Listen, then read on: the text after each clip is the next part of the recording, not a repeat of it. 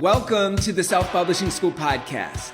This is the podcast to listen to if you're an aspiring writer or an author who wants to be more successful. On this show, you'll learn how to write and launch a book successfully, all from the top authors and people just like you who are doing it at the highest level. I'm your host, Chandler Bolt, the founder of Self-Publishing School, the author of the book called Published, and the CEO of selfpublishing.com.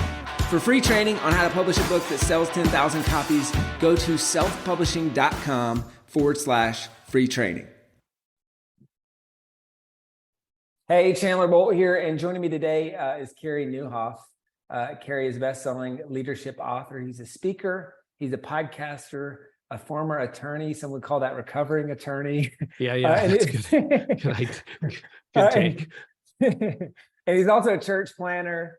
He writes one of today's most influential, or he creates one of today's most influential leadership podcasts, and has an online content listenership, viewership, whatever you want to call it, of over 1.5 million people a month. He's written multiple books, including At Your Best, Didn't See It Coming, and Lasting Impact.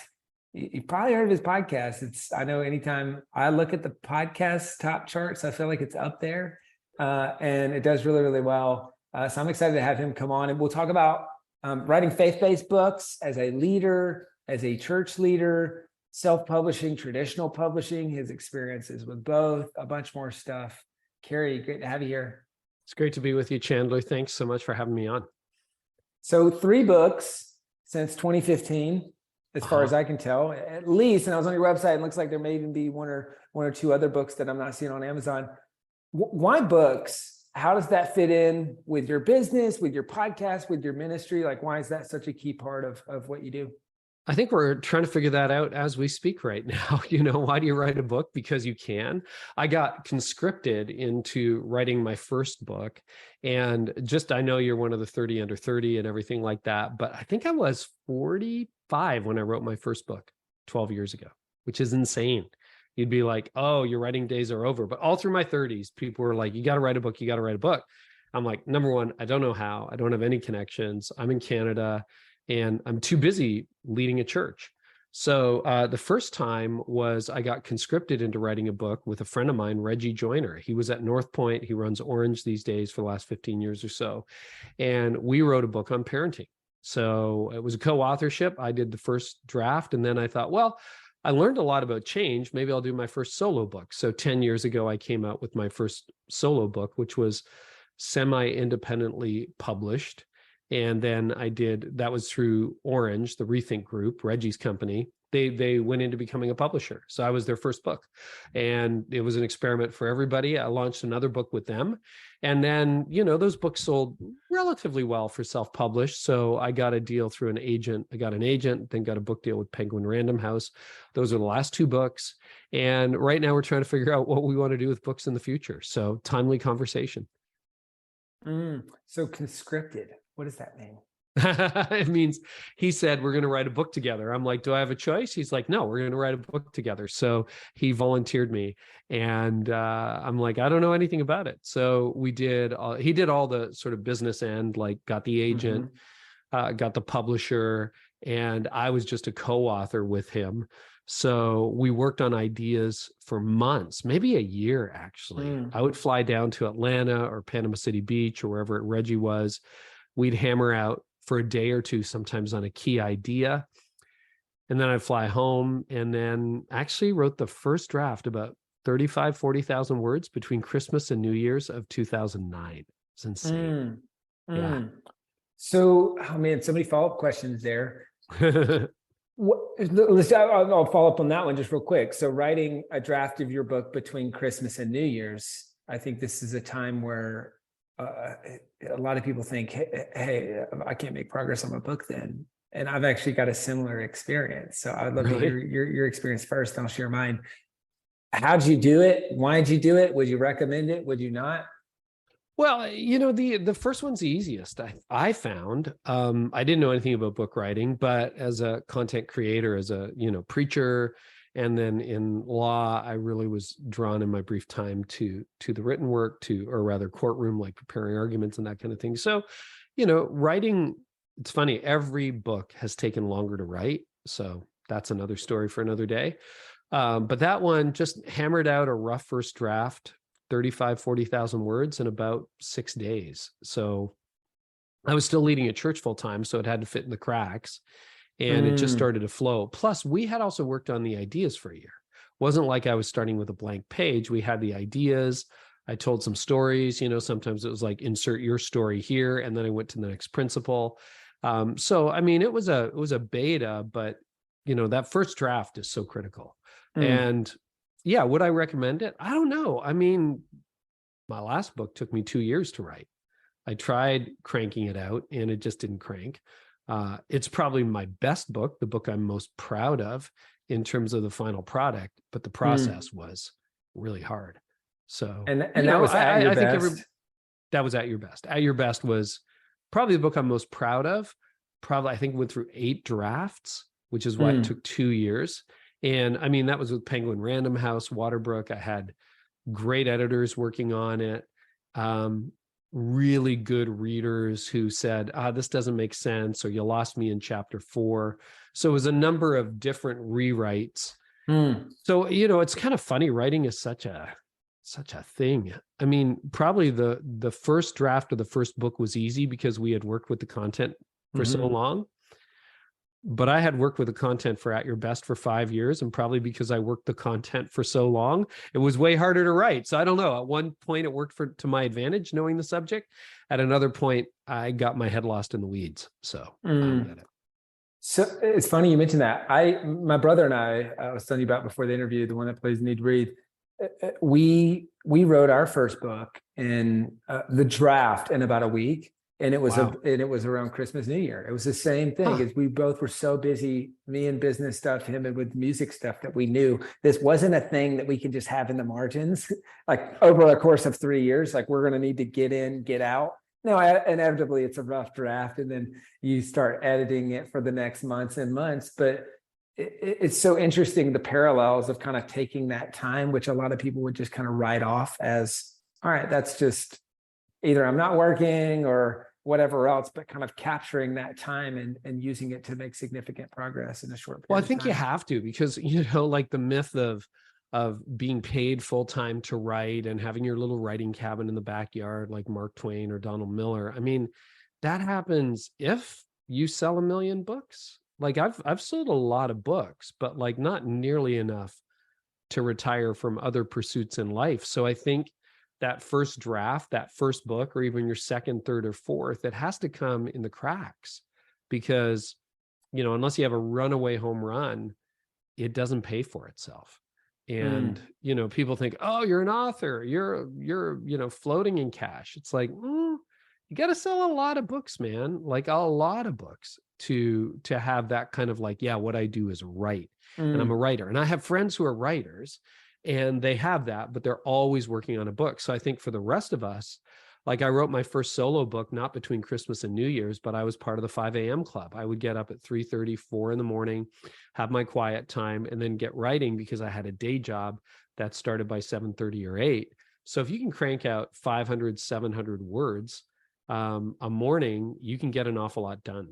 And so I did. That was a shorter book. That was maybe 25,000 words. So it didn't take quite as long. But, you've got to find the cracks. And otherwise, what do?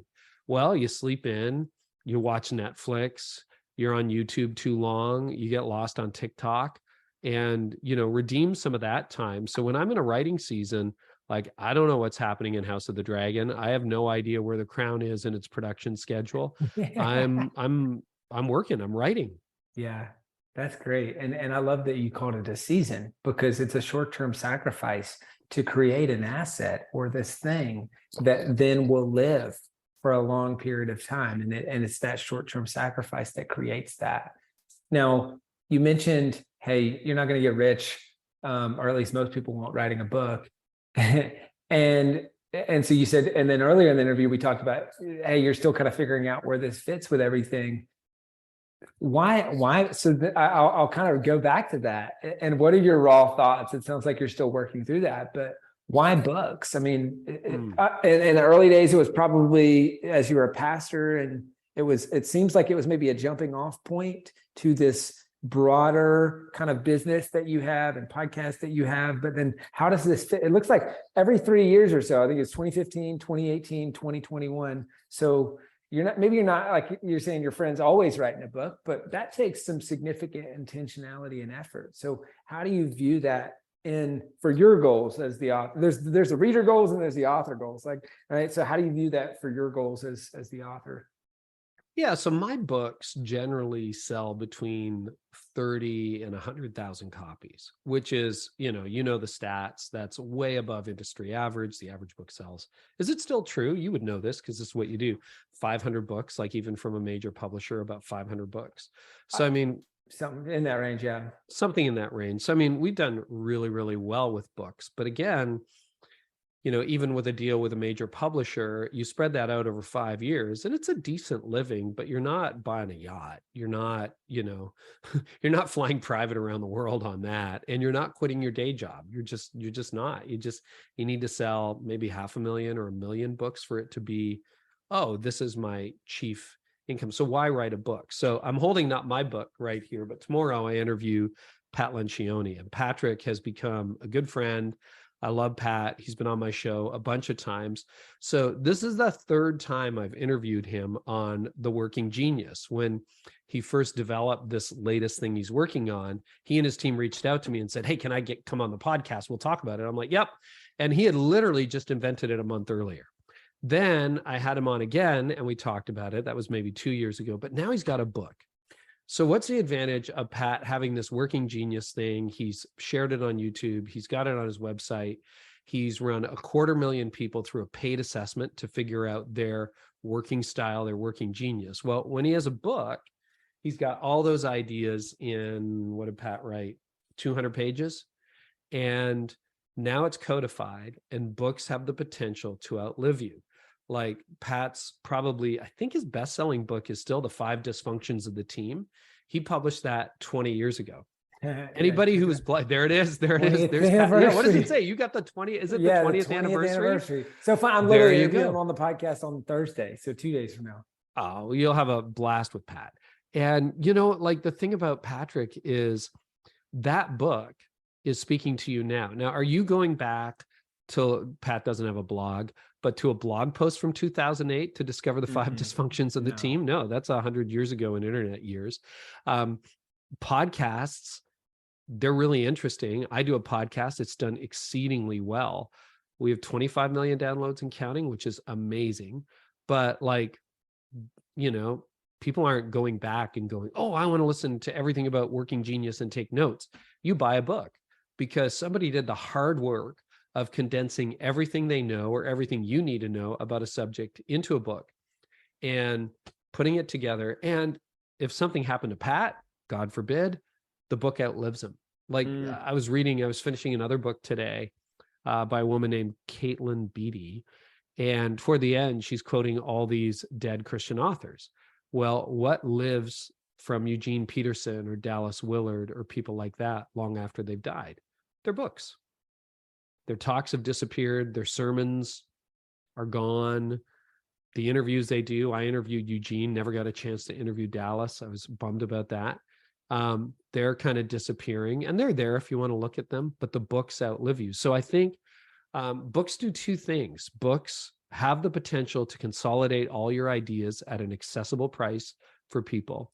They have the potential to outlive you. And then I guess the third thing is books are still the business card. It's sort of like if you have a book or you have a TED Talk, that's your business card today. And you have a much harder time getting taken seriously as a speaker, which I do a lot of public speaking, or as a thought leader if you don't have a book. I don't know why that is. That's just true. Yeah. Now, I want to dip back into the writing piece, and then I want to circle back to the self-publishing, traditional publishing, kind of done both, exploring what that looks like in the future. But you talked about first book, wrote the draft in a week between Christmas and New Year's. You said most recent book took 2 years and was a way more painful Yeah. process.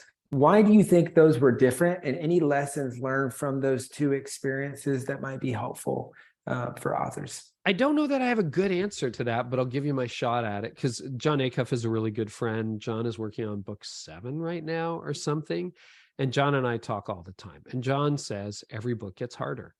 And I'll let him speak for himself. Why would that be? That's maybe not a universal experience, but I have a couple of theories on that. Number one, you used a lot of your good stories in book 1 or book 2, right? So the easy part is done. It's like if an artist waits 20 years to release their first record, they've had 20 years to write that song, 20 years to write that content, 20 years to do all that. Hang on just a second. Oh, just got some kind of allergy. I hope you can cut that out. You're good. Okay. Their second album is due in 18 months. So 25 years to write your first album, 18 months to write your second. That's why the software album usually isn't as good as the initial album. And then you have to develop ideas that you're really passionate about. So, as my agent says, and as my publisher says, and some of the other people I know in publishing, like if you have a really good idea, an idea that you can't not write about, that's probably your next book. So I've been waiting until I have one that I can't not write about.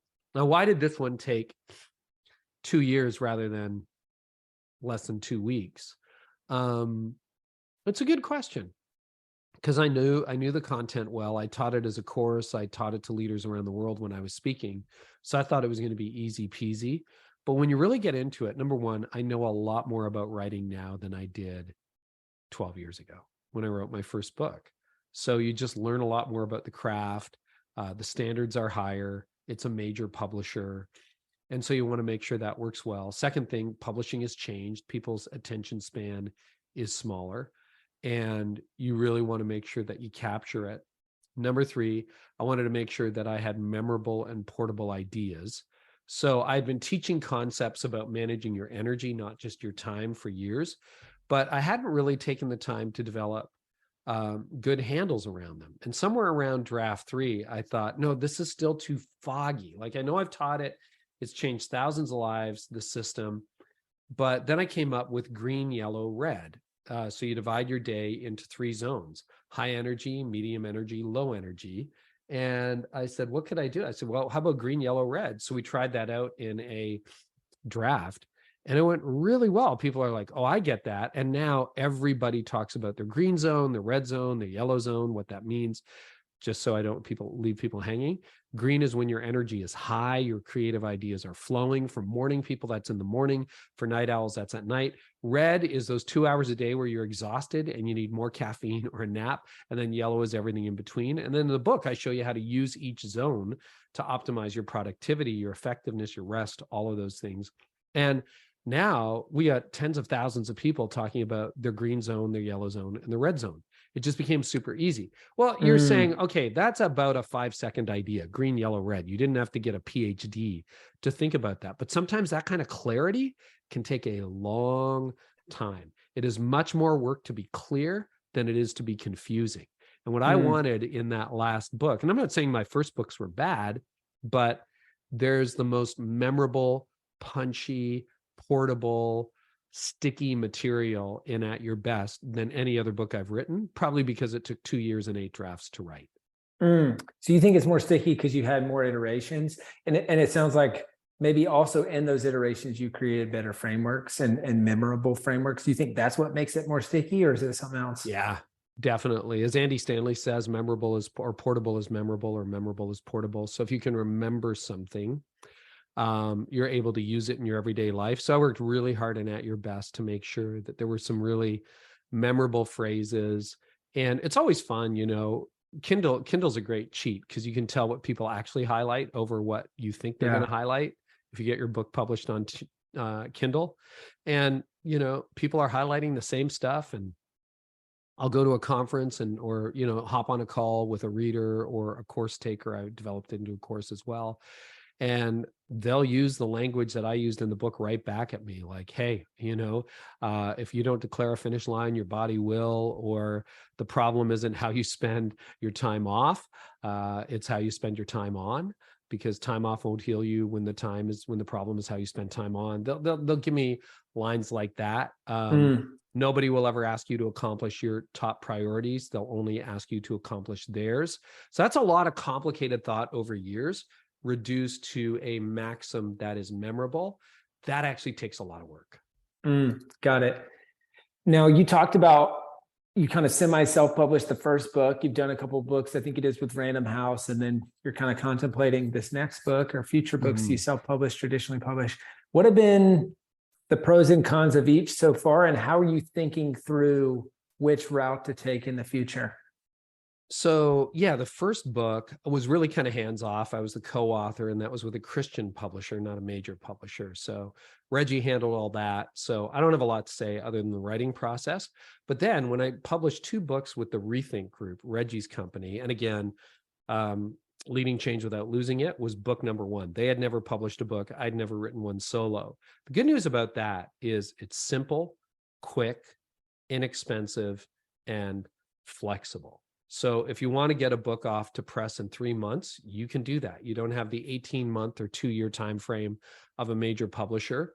And we did that together. In fact, Lasting Impact, what I did for that book, if people, and actually I don't want to say who it was, but I just advised somebody who's had he's just been so successful with his online business, sold his 8-figure company for multiples of that. I mean, the guy's brilliant, but he's never written a book. And we spent some time together at a resort, a conference we were at just after hours. And I said, look, you already wrote your book. It's on your blog. So he's going to take a lot of his blog ideas. So 3 books ago with Lasting Impact, it was just about church trends. I took 30 posts I had written, hired an editor in Nashville, and said, take my words and take all the listicles out of them and turn that into a first draft. She did that. Then I took it. And away we went, and we were published within 6 months. So I had already written it. It just lived somewhere else. And then obviously, if you have 38 blog posts stacked back to back, it gets pretty boring. So you have to vary the structure and clean it up. But we did that. And then, back then I got a deal with Penguin Random House, a 2-book deal. And it was a great deal, fantastic agent. But then you get into the longer cycle. You do get better editing than you would if you hire your own editor, because they have New York City standards, and it's a much more stringent process. I think the surprise for me with major publishing, and I've shared this with my publisher, so I don't feel like I'm telling tales out of school, is they're looking for authors with platforms. That's one of the reasons you get book deals, right? So I thought that the publisher would be able to deliver more copies sold, but probably you still end up probably end up selling 90 to 80%, maybe 80, 90% of the books yourself off your platform. And it's not just social media, it's your email list, it's your podcast, et cetera, et cetera. So that left me, because the sales of my major published books are not a whole lot better than the sales of my independently or semi-self-published books. Hey, Chandler Bolt here. I hope you're loving this episode so far. It's time to go from inspiration to implementation. All right, so if you've learned something, we want to help you implement what you've learned with your book. So what I want you to do right now is go to selfpublishing.com/schedule, book a publishing consultation with one of the experts on my team. We'll talk about your goals for your book, your dreams, your challenges, your next steps, and we'll start putting together a plan. All right, so go to selfpublishing.com/schedule, book a call with the team. Let's see how we can help with your book. It's time to implement. So you probably make a lot more royalties off the independent or self-published. If you cut out the middleman, right? Yeah. And it depends on your audience. Now, one of the big advantages to going with Penguin Random House, and we wrote this in my contract, is I wanted to be in airports. I wanted the book to be available in airports, and they made that happen, which is great. But you can make that happen now with self-publishing as well, or hybrid publishing. So I'm really weighing the options. And then because I run a communications company, there's probably opportunity in the next book or two to try the self-published run and tie it into other things that we're doing. So yeah, we're just playing with the model. Now, if you publish with a major publisher and you end up selling like James Clear, Atomic Habits, why would you ever self-publish? He sold 4 million copies. Why would you do that? I don't know. If I was James Clear, I wouldn't do it either. He hasn't even written a sequel to Atomic Habits yet, right? If you're Jim Collins, you're doing other things. But if you're more of a startup entrepreneur, more of an owner operator, we're a small company. We serve millions of people a year. We're very grateful for that. But our team is 7 of us. So we're not like this massive corporation or massive research firm. It's a hobby of mine that has now become what I do, and a business that employs a team of 7 and gets to serve millions of people every year. It's crazy. Mm. And so what about the self-publishing route is attractive and has you kind of considering that for the next book? A couple of things, a little more control over the creative process, a little more control over intellectual property ownership. Because I'm a lawyer, we negotiated some good IP contracts in. I would encourage anybody who's going with a major publisher, please have a lawyer vet the intellectual property ideas, because what happens is the publisher can lock them up, and then you can't do anything else with that content for the rest of your life. So we created a really good IP arrangement that allows them to own the book expression, but me to still own the ideas behind it, so that I can't publish a book that competes with the book they published, but I can talk about the ideas. I can share ideas in other forms. I can create courses, et cetera, around that. But you have to be really careful. So if you self-publish, you can do all of that. The timeline changes. The responsibility obviously all falls on you, including editing, typesetting, distribution, et cetera. But you also don't have a middleman. You don't have an agent. You don't have a publisher.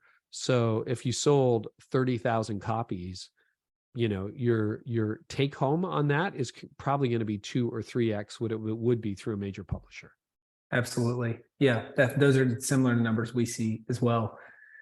I want to talk about the podcast and selling books through a podcast and all that. But before that, I want to backtrack and ask a question. I think probably a lot of people who listen to your podcast or who maybe are listening to this episode specifically probably are wondering, which is, as a pastor, or even maybe even a leader, but I don't want to broaden the question too much, like especially as a pastor, because you come from that world. What advice would you have for other pastors who are thinking about writing a book? And what kind of, I've always thought that pastors have kind of an unfair advantage because your best sermon series is a book, right? Kind of like you said, Could your be. blog posts Yeah. and listicles and your best, most popular sermon series could be the book that you write. You've done 8 sermons in that series, and that's like you've already created a lot of the. So I've always felt like pastors kind of have an unfair advantage in that way and in distribution with like, okay, you've got a captive audience weekly that would love to learn more from you, and it's a simple way to embed the content that you teach so that it can be, I feel like, implemented in the lives of your congregation. So that's always been my take, but I'd love to hear your take and any advice specifically for pastors who are thinking about writing a book. So I have some very specific thoughts around this issue. I think it is an opportunity, and I also think it's a trap. One of the things that my wife and I committed to is we were never going to ask our congregation to buy our book. So for the first couple of books, we didn't even mention the fact that we had published a book to the church, because I didn't want that to fall under the category of spiritual abuse or taking advantage of people, or, taking advantage of, as you say, a captive audience. So I think the church, thinking back to it, the church did throw a book launch party for me for the first book, Parenting Beyond Your Capacity. But there was no pressure to purchase books because I felt like that was a conflict of interest. With my self-published books, I didn't think anybody would be interested in a book on change theory or church trends because they were in the church. This was for leaders. So we never talked about it. But then with my first major publication deal with Didn't See It Coming, Tony and I decided that, because the church at that point, I wasn't lead pastor anymore, but they're like, no, we need to celebrate this book. You need to do a series on it. I'm like, great, but we can't make people do it. So we purchased copies for the congregation and gave one as a gift to every household. So that costs you money, but on the other hand, I had a book deal and I could do that. And then with the second one, it was a pandemic. The last one, At Your Best, it was a pandemic, so nobody was going anyway. So we kind of didn't do much, but Yeah, I think you should err on the side of generosity and definitely steer clear of any conflicts of interest. If there's anything, there's so many pastors in the headlines all the time for everything from sexual sin to financial scandal. And I mean, if there's anything that is close to a taint, don't. And don't use your congregation as, oh, there's my first 500 sales or 1,000 sales or 10,000 sales. I have, that does not, I'm not going to judge other people. That does not sit well with me. The other thing I would say, the other advice I would give, and this is what we did, I made one exception. I did a speaking engagement. And I think this is like, 16, 17 years ago. The flight was like $700. I didn't have that money in my bank account. So the church fronted that money for us, and I paid them back when I got paid. And I thought that didn't feel good. Everybody knew about it, like the elders knew about it. I'm like, not doing that again. And I made sure that my finances from anything I did outside of my day-to-day ministry obligations were separate. And I always open that up to the elders. Here's, you want to see my T4, which is the Canadian tax form. You can look at my tax form. I'll tell you exactly how much money I made. Like, what do you want to know? Where did I spend my time? I think that kind of transparency is really good. Otherwise, it's a trap, and you're going to get caught in some conflict of interest. And the last thing I want is, some single parent making minimum wage to feel that they have to buy my book. I would rather have them not know about my book or have me gift them with a book. So that has served us really well. If that's helpful to people, I think that can save you from 1,000 conflicts of interest.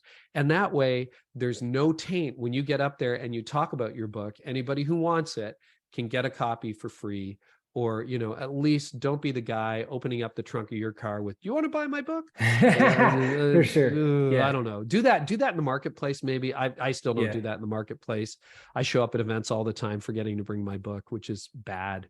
It's probably why I don't sell more books, but I would rather not have that taint around me. So that's a long way to say it. Now, that said, here's the advantage. You're right. You can test your content before you put it in a book.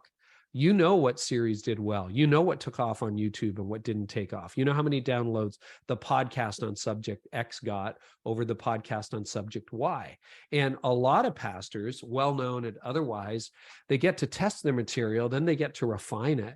And sometimes you can preach it again in a different form. So I think that's a huge advantage. And for those of you who don't have that platform, you actually do have that platform. It might not show up as a congregation, but it shows up as social media. It shows up on Instagram and YouTube.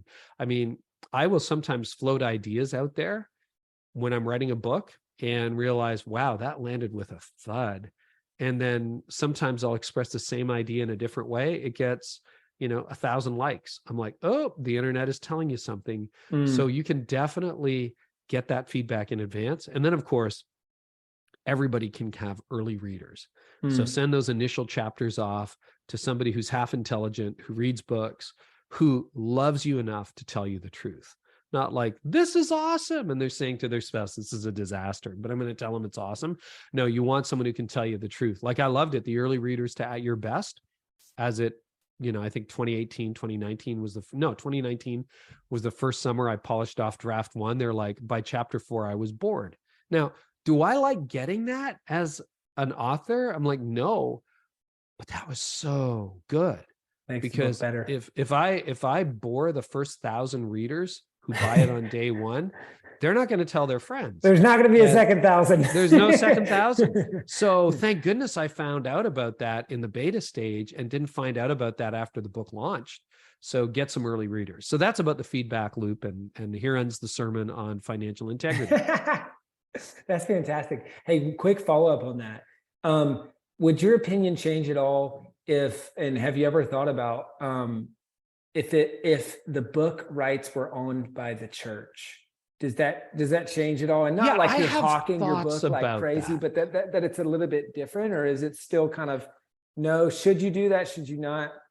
So I have friends who have done that. And I don't know enough, like I haven't read the actual contracts. I understand some of the basic ideas behind it. And this is my legal brain, right? Law school grad. Yeah. So interesting. Yeah.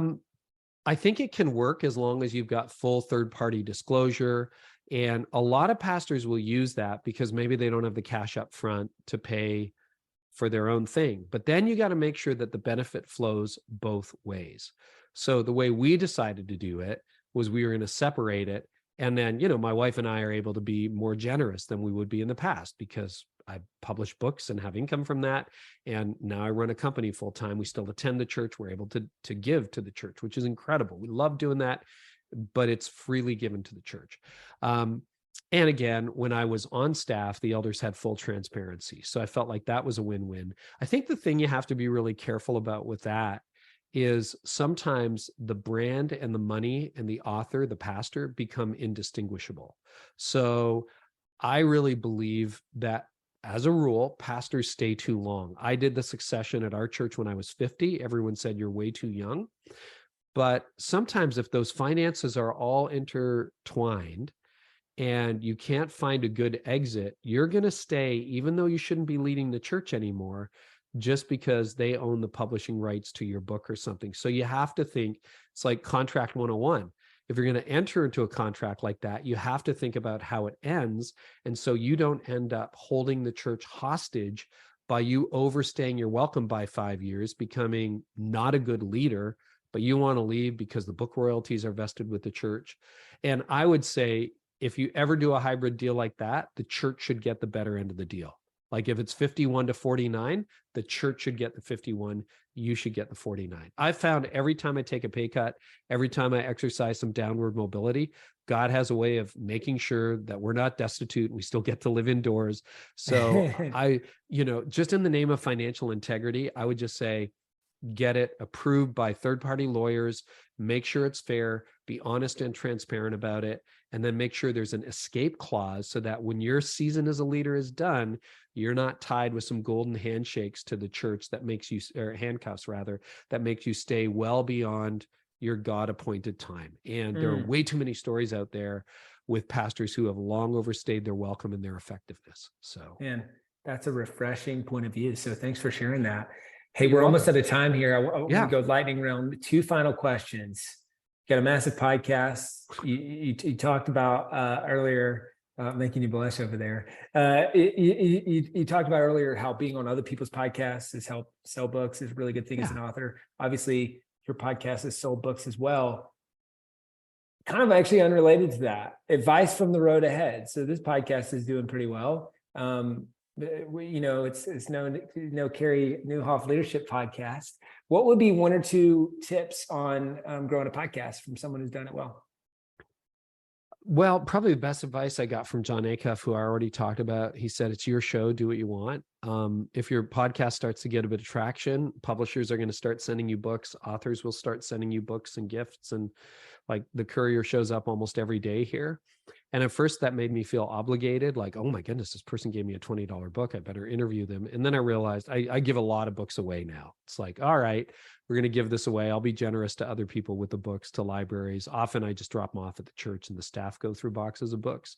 I can't interview everybody, but if I'm interested in the subject matter or the guest, then it'll be a good interview. And if I'm not, it won't.